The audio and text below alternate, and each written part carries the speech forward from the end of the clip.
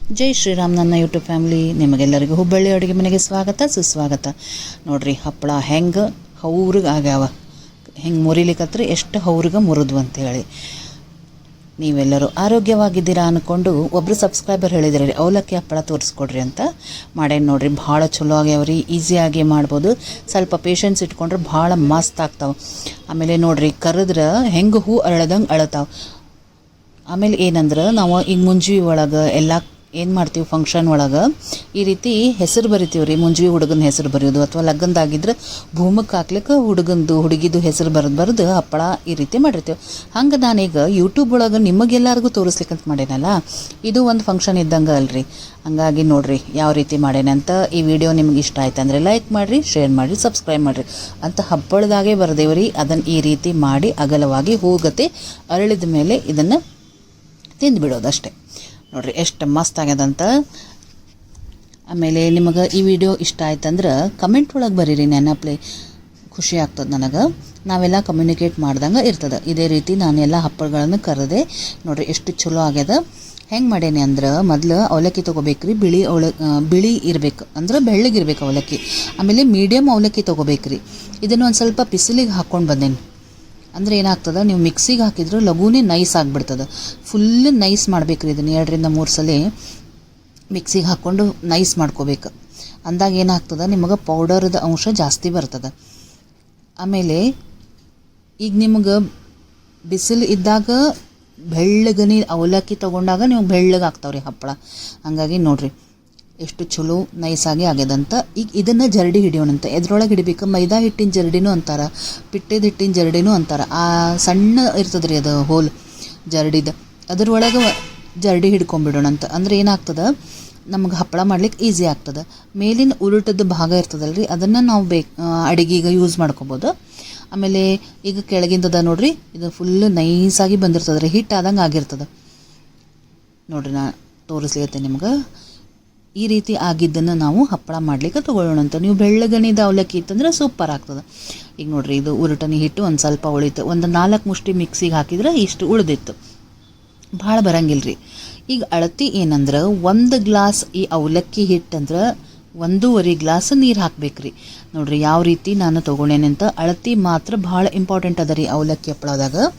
ಏನಂದ್ರೆ 1 ಗ್ಲಾಸ್ ಅವಲಕ್ಕಿದು ಹಿಟ್ಟು ಅಂದ್ರೆ ಇದನ್ನು ಪೌಡರ್ ಮಾಡಿ ಇಟ್ಕೊಂಡಿರ್ತೀವಲ್ಲ, ಅದಕ್ಕೆ 1.5 ಗ್ಲಾಸ್ ನೀರು ಬೇಕ್ರಿ. ಈಗ ನಾವು 1.5 ಗ್ಲಾಸ್ ನೀರು ಹಾಕೇನ್ರಿ, ಅದು ಏನೋ ಮಿಸ್ಟೇಕ್ ಆಗ್ಯದ ಎಡಿಟಿಂಗ್ನಾಗ. ಹಾಗಾಗಿ ಬರೀ 1 ಗ್ಲಾಸದಷ್ಟೇ ತೋರಿಸೇನಿದ್ರಾಗ. ಆದರೆ 1.5 ಗ್ಲಾಸ್ ಹಾಕಬೇಕು. 1 ಗ್ಲಾಸ್ ಅವಲಕ್ಕಿ ಹಿಟ್ಟಿಗೆ, ಇನ್ನೊಮ್ಮೆ ರಿಪೀಟ್ ಮಾಡಿರ್ತೀನಿ, 1.5 ಗ್ಲಾಸ್ ನೀರು. ಈಗ ನೀರು ಚಲೋ ಕುದಿಸ್ಬೇಕ್ರಿ. ಈಗ ನಾವು ಭಕ್ರಿ ಮಾಡೋ ಮುಂದೆ ಹೆಂಗೆ ನೀರು ಕುದಿಸ್ತೀವಲ್ಲ, ಹಂಗೆ ಚಲೋ ನೀರು ಕುದಿಸಿದ ಮೇಲೆ ಅದಕ್ಕೆ ರುಚಿಗೆ ತಕ್ಕಷ್ಟು ಉಪ್ಪು, ಒಂದು ಸ್ವಲ್ಪ ಹಿಂಗೆ ಹಾಕಿದ್ದೀನಿ. ಆಮೇಲೆ ನಿಂಬೆಹಣ್ಣು ಹಾಕ್ತೀನಿ ರೀ. ಅಂದರೆ ಏನಾಗ್ತದೆ, ಬೆಳ್ಳಗಾಗ್ತಾವೆ ನಿಮಗೆ ಅವಲಕ್ಕಿ ಹಪ್ಪಳ. ಆಮೇಲೆ ಟೇಸ್ಟ್ ಕೂಡ ಚೆನ್ನಾಗಿ ಬರ್ತದೆ. ಹಾಗಾಗಿ ನಾನು ಅವಲಕ್ಕಿ ಹಪ್ಪಳ ಮಾಡೋ ಮುಂದೆ ನಿಂಬೆಹಣ್ಣು, ಉಪ್ಪು, ಇಂಗು ಇಷ್ಟು ಹಾಕಿ ಮಾಡೇನಿ.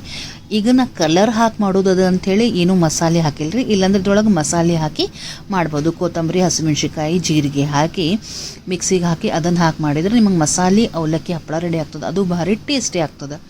ಈಗ ನೋಡಿರಿ ಹೆಸರು ಹೆಂಗೆ ಕಲಿಸ್ಕೋತೀವಿ ನಾವು ಜೋಳದ ಹಿಟ್ಟಿದ್ದು, ಆ ರೀತಿ ಕಲಿಸ್ಬೇಕು. ಆಮೇಲೆ ಏನಂದ್ರೆ ರೀ, ಇದಕ್ಕೆ ಈಗ ನೀವು ನೀರು ಹಾಕಿದ್ರಿ 1 ಗ್ಲಾಸ್ ಅವಲಕ್ಕಿ ಹಿಟ್ಟಿಗೆ 1.5 ಗ್ಲಾಸ್ ನೀರು ಅಂತಂದೆ ಹಾಕಿದ್ರಿ. ಒಮ್ಮೊಮ್ಮೆ ಅವಲಕ್ಕಿದ ಹದ ಚೇಂಜ್ ಇರ್ತದೆ ರೀ ಒಂದೊಂದು ಕಡೆದು. ಈಗ ನನಗೇನಾಯ್ತು, 1ಕ್ಕೆ 1.5 ಇದ್ರೂ ಕೂಡ ಇನ್ನೊಂದು ಸ್ವಲ್ಪ ನೀರು ಬೇಕು ಅನ್ನಿಸ್ತು ರೀ.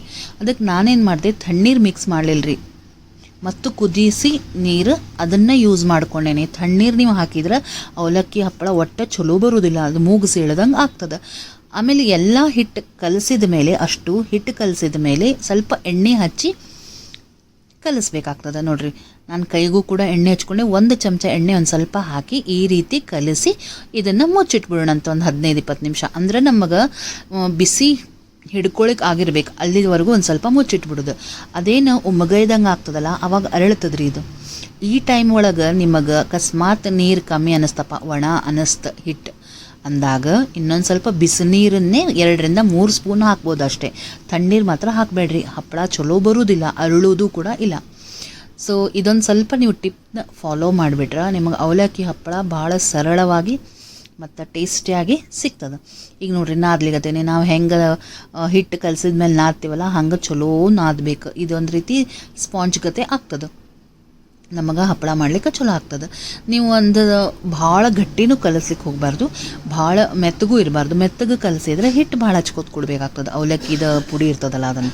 ಹಾಗಾಗಿ ಮೀಡಿಯಮ್ ನಮಗೆ ಎಷ್ಟು ಲಟ್ಟಿಸ್ಲಿಕ್ಕೆ ಸಾಧ್ಯದಲ್ಲ ಅಷ್ಟು ಇದು ಮಾಡಿಕೊಂಡು ಚೆಂದಾಗಿ ಕೈ ಒಳಗೆ ಯಾವ ರೀತಿ ಪ್ರೆಸ್ ಮಾಡಿ ಹಿಂಗೆ ರೋಲ್ ಮಾಡ್ಕೊಳಿಕತ್ತೀನಿ ನೋಡಿರಿ.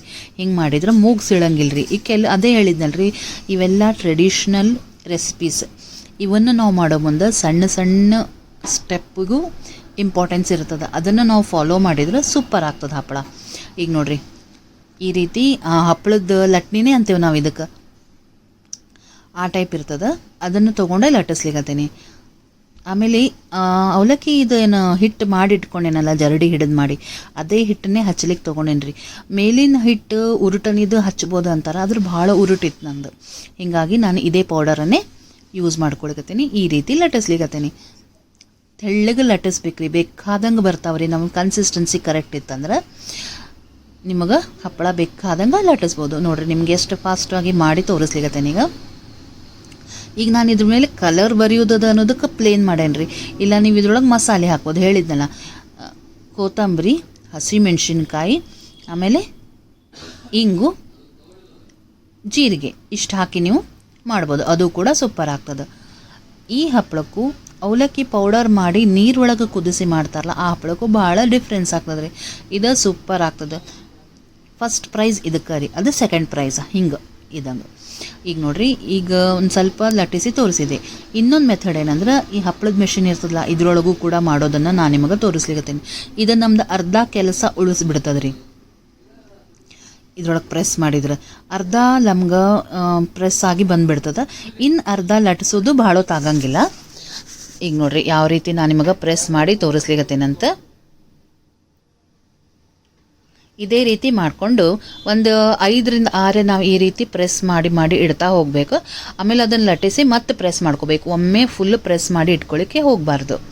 ಏನಾಗ್ತದೆ ರೀ, ಒಣಗ್ದಂಗೆ ಆಗ್ತದೆ. ಒಣಗಿದರೆ ನಿಮ್ಗೆ ಅವಲಕ್ಕಿ ಹಪ್ಪಳ ಸರಿಯಾಗಿ ಲಟ್ಟಿಸ್ಲಿಕ್ಕೆ ಬರೋಂಗಿಲ್ಲ. ಸೊ ಏನಿರ್ತದೆ, ಈಗ ಹಿಟ್ಟು ಕಲಿಸ್ತೀವಲ್ಲ ಅದನ್ನು ಗಟ್ಟಿ ಮುಚ್ಚಿಡಬೇಕು.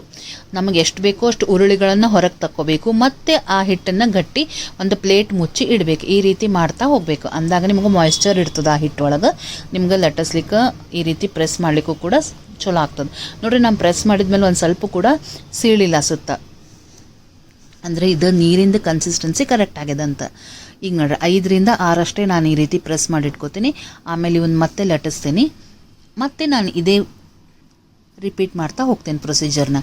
ಈಗ ನೋಡಿರಿ ಸೂಪರಾಗಿ ರೆಡಿ ಆಯಿತು. ಈಗ ಕೈ ಒಳಗೆ ಹಿಡಿದಾಗ ನಮ್ಮ ಬಟ್ಟೆಗಳು ಕಾಣಬೇಕು, ಅಂದರೆ ತೆಳ್ಳಗಾಗ್ಯದ ಅಂತ ತಿಳ್ಕೊಳ್ಳೋದು. ಆಮೇಲೆ ಇನ್ನೊಂದು ಏನಂದ್ರೆ ರೀ, ಇದೊಳಗೆ ಸ್ಪೆಷಲ್ ಏನಂದ್ರೆ, ನಾನು ರಾತ್ರಿ 8 ಗಂಟೆಗೆ ಮಾಡೇನಿ ರೀ ಇದನ್ನು.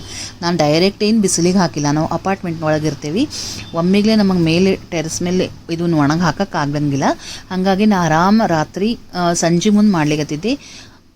8 ಗಂಟೆ ಸುಮಾರು ಮನೆ ಒಳಗೆ ಫ್ಯಾನ್ ಕೆಳಗೆ ಒಂದು ಬಟ್ಟೆ ಹಾಸಿ ಅದ್ರ ಮೇಲೆ ಒಣಗಿಸ್ಲಿಕ್ಕೆ ಇಟ್ಟೀನಿ.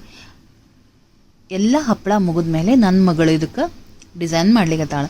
ಫಸ್ಟ್ ನಾವು ಮುಂಜಿ ಮಾಡೋ ಮುಂದೆ ಅಥವಾ ಮದುವೆ ಮಾಡೋ ಮುಂದೆ ಭೂಮಕ್ಕೆ ಈ ರೀತಿ ಕಲರ್ದು ಹಪ್ಪಳ ಮಾಡಿರ್ತೇವೆ ರೀ.